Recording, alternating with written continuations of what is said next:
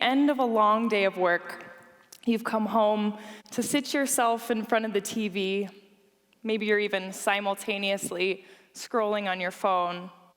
You're either alone or sitting silently next to a loved one, and still you have this ache, this feeling that there just must be more to life than this. My moment was sitting in the front of my suburban home, looking out over a sprawling lawn and into the darkened windows of a neighbor's house, and it occurred to me that I had lived there for 2 years, but had never stepped foot inside a neighbor's house. Not once. It was my partner and I's first home, and we were so excited to make it our own. So excited that we ignored that hint of reluctance that we were feeling, that little voice that said, "Are you sure this is what you want?" See, I've lived communally for the majority of my adult life, many of those years spent outside of the US, and yet still, at the age of 30, I too found myself caught up in the American dream, buying the biggest house that we could afford because I thought that's what we were supposed to do. But it just didn't feel right. We were desperate to build community, so we joined the neighborhood Facebook groups. We invited neighbors over for dinner, and we tried to make friends while we were out walking our dogs. But 2 years of suburban loneliness later, I became pregnant and immediately put everything about our existence under the microscope. Was this how we wanted to raise a child? We say that we value community, but is that what our daughter will see? So, like any good millennial, I took to the internet, and I learned more about the unexpected loneliness of new motherhood.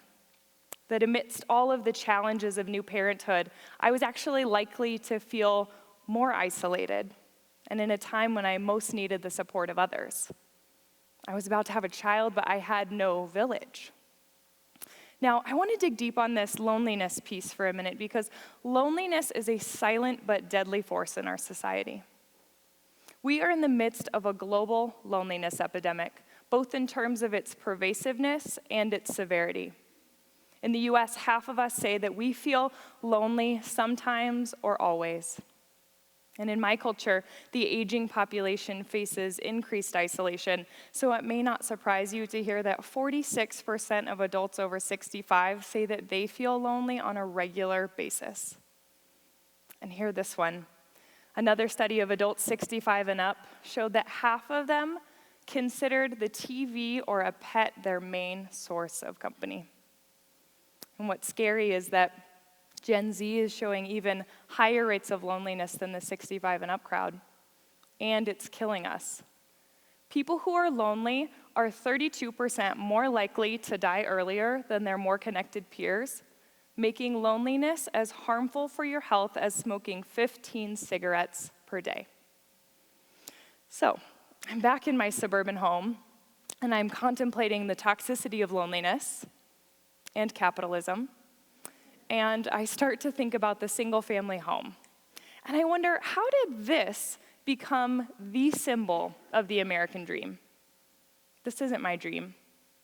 My dream is of a city where sprawling lawns and multi-car garages no longer sit empty while thousands of our neighbors live without homes. Where instead, those spare garages and basements are converted into homes for friends, family members, tenants, so that we can increase housing density and avoid the displacement caused by rising home values. I want an evening where my phone sits untouched in the corner while I gather with my neighbors, and together we show my daughter how to make her first protest sign. I want to build a micro village in the middle of the city, a collection of individual homes built around a common house where friends get together to make meals, babysit each other's kids, and play music around a bonfire. These dreams aren't my own, and I know that because in January of 2017, just weeks after finding out I was pregnant with my first child, I found myself in a musty construction trailer with 30 strangers who had found their way to one another and another way of being.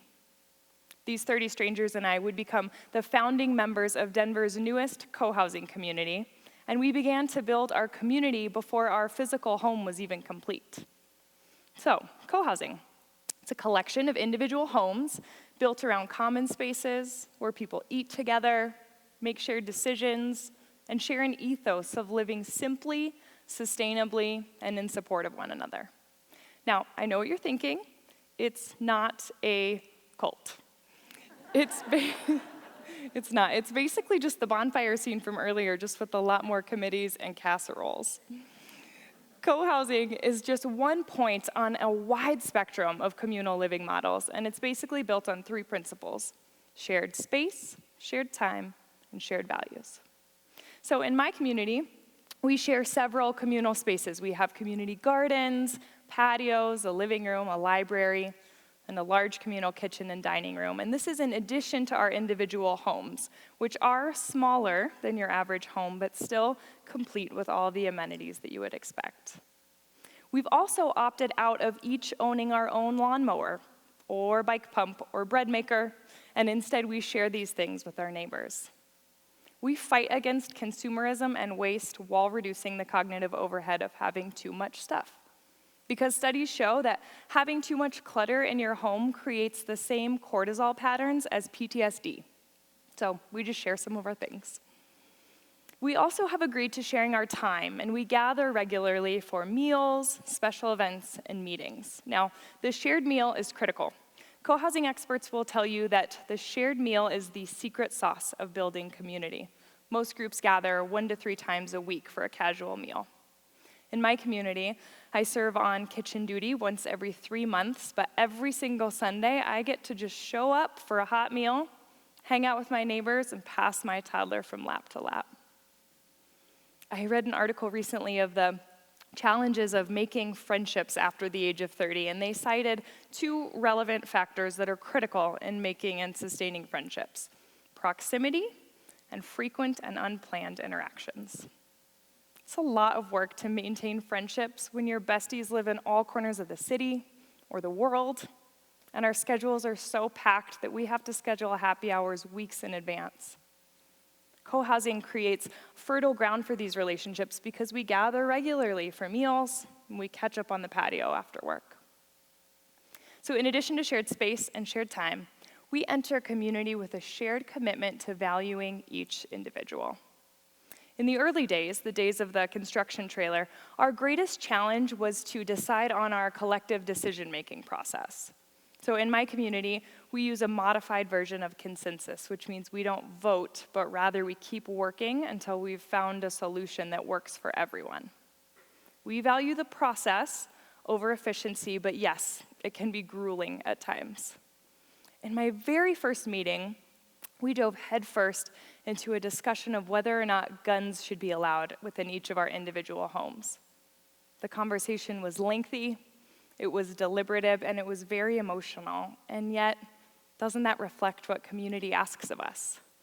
Community demands our time, our labor, and that every voice is heard and valued in the process. My favorite thing about co-housing is the sharing of wisdom and support across the generations. My community ranges in age from 1 to 80, and the best connections happen between individuals at opposite ends of the spectrum. My daughter learned to walk while holding the walker of one of her many adoring aunties. It's the village that I'd always imagined. We support each other. We drive each other to doctor's visits, share old family recipes, and fix broken computers, but mostly we just offer our presence. Co-housing is the difference between saying to a neighbor, "Call me if you need anything," and saying, "I'm always here, and we always need each other." So much about the world is changing around us, and it's not all bad. We're learning to value people over possessions and memories over money. Even companies are embracing flexible work schedules and unlimited time off because the workforce is saying, first and foremost, I'm a human being. And we're learning the value of sharing our resources. A decade ago, our collective jaws would have dropped to think that we would stay in a stranger's home for our vacation or hop in the car of someone that we'd never met. Now we have apps designed to help us share our tools, our vehicles, barter our time. We are in the midst of a movement. And yet, as innovation speeds along, making the world smaller, faster, and more accessible, our eyes still fall more often to our screens than the faces of our loved ones. And with artificial intelligence and automation on the horizon, we are looking at a dramatic depletion in our opportunities to simply be in the presence of another human being. So what if we valued creative approaches to community as much as we value creative approaches to productivity? Now, co-housing is not for everyone. Some may find it invasive or manufactured or just too much togetherness. But capitalism will not bend over backwards to make sure that you have a life of human connection and meaning. It won't.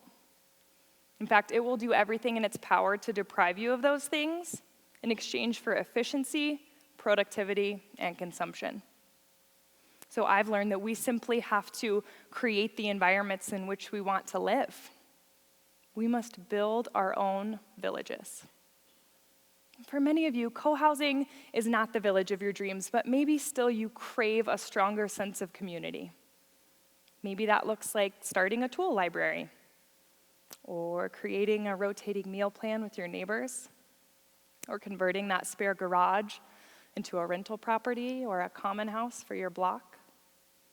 We all have the power to create and live in little villages just by taking our existing neighborhoods and infusing them with some of the principles of co-housing. My family and I have recently outgrown our first community.